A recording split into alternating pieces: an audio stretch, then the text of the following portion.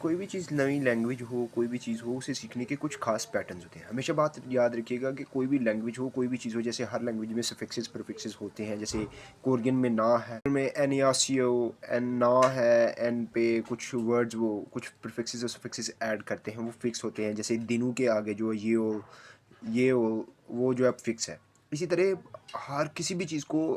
यानी सीखने के ख़ास पैटर्न्स हैं, वो हर एक पर वही सेम अप्लाई करते हैं कि किस तरीके से आप सीखते हैं। वो मैटर करता है कि आपकी स्पीड पे ऊपर वो भी अफेक्ट करता है आपकी सीखने की स्पीड को, कि आप किस हिसाब से किस लैंग्वेज को किस तरीके से सीखते हैं, ये आपके ऊपर अफेक्ट करता है। और दूसरा ये कि मैंने अगर आप किसी काम में एक्सपीरियंस्ड हैं तो उसके ऊपर थोड़ा सा काम करके मेहनत करके उसका कोई नोट्स, कोई रिटन फॉर्म, कोई बुक, कोई पेम्फलेट, कुछ शॉर्ट आर्टिकल, कोई इस तरह का लिख के लोगों को, अपने जूनियर्स को, उनको आप कोई हेल्पलाइन गाइडलाइन दे सकते हैं, ताकि वो लोग जो फ्री में राइट और 100%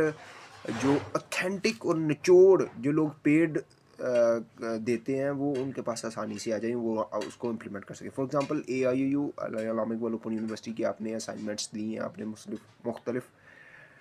पेपर्स दिए हैं, तो उसमें से जो आप इंग्लिश, उर्दू या कोई भी सब्जेक्ट है उसका कोड, अब इसके ऊपर भी एक स्ट्रेटजी है कि क्यों ये कोर्स कोड क्यों लगाते हैं, हर बुक का एक नंबर क्यों फिक्स करते हैं, और वो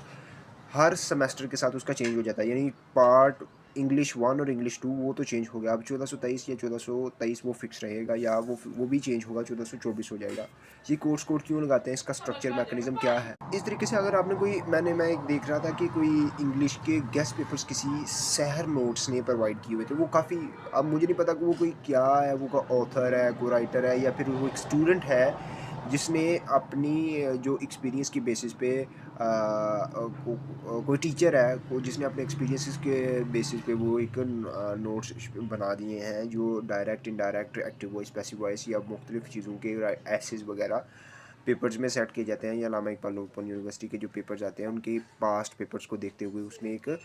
नोट्स बना दिए। इस तरीके से आप जो भी चीज़ आप जिस पर आप वर्क कर रहे हैं प्रेजेंटली, उसको थोड़ा सा डीप जाकर उसको पढ़ाने वाले अंदाज से आप उसके ऊपर कोई वर्क करके, कोई काम करके दूसरों के लिए आसानी पैदा करें। उससे अल्लाह, एक तो आप उन्हें सिखा रहे हैं, खुद इसके साथ आपकी सीख रहे हैं, एक इज़्ज़त दे रहा है अल्लाह, एक मे बी आपका वो प्रोफेशन बन जाए और उसे आपको